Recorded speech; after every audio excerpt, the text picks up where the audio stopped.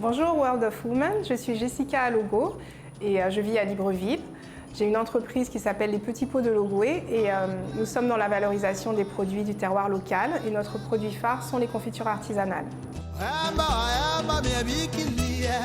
Ma plus grande fierté aujourd'hui, c'est d'avoir réussi à créer cette entreprise de rien et d'avoir pu en faire une entreprise qui est connue. Aujourd'hui, quand on parle de confiture au Gabon, et bien, tout de suite on pense aux Petits Pots de Logoué. La femme de ma vie, c'est ma mère. Je trouve que c'est une femme extrêmement inspirante. Et à chaque fois que j'ai des moments difficiles, je repense toujours à elle et je m'appuie sur les fondamentaux qu'elle m'a transmis, l'éducation qu'elle m'a transmise et ses valeurs.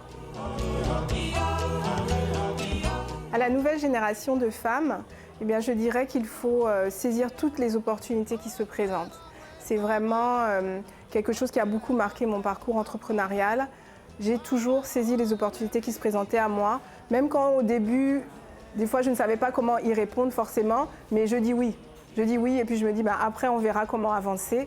Mais les opportunités elles sont vraiment là, elles sont partout et il faut vraiment s'ouvrir, aller vers les gens, créer du réseau et arriver à saisir ces opportunités. Alors comment je suis passée de Total à la confiture ?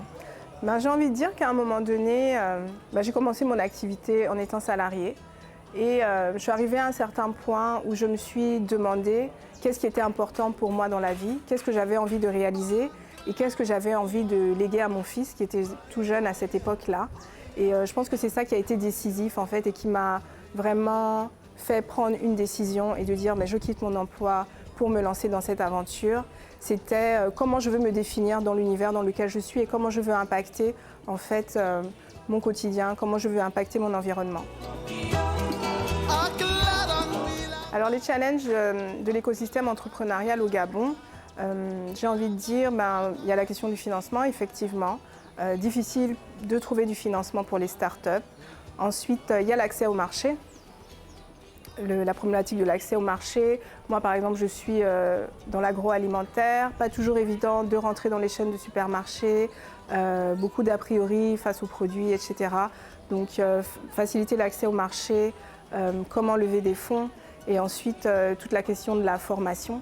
Donc, comment encadrer les jeunes entrepreneurs ou les entrepreneurs qui veulent se lancer et leur donner les bases pour pouvoir développer leurs entreprises.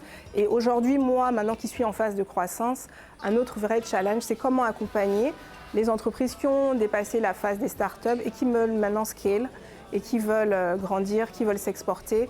Quels sont les mécanismes qu'il faut mettre en place autour de ces entrepreneurs-là pour que ça devienne des entrepreneurs prospères et que les entreprises réussissent.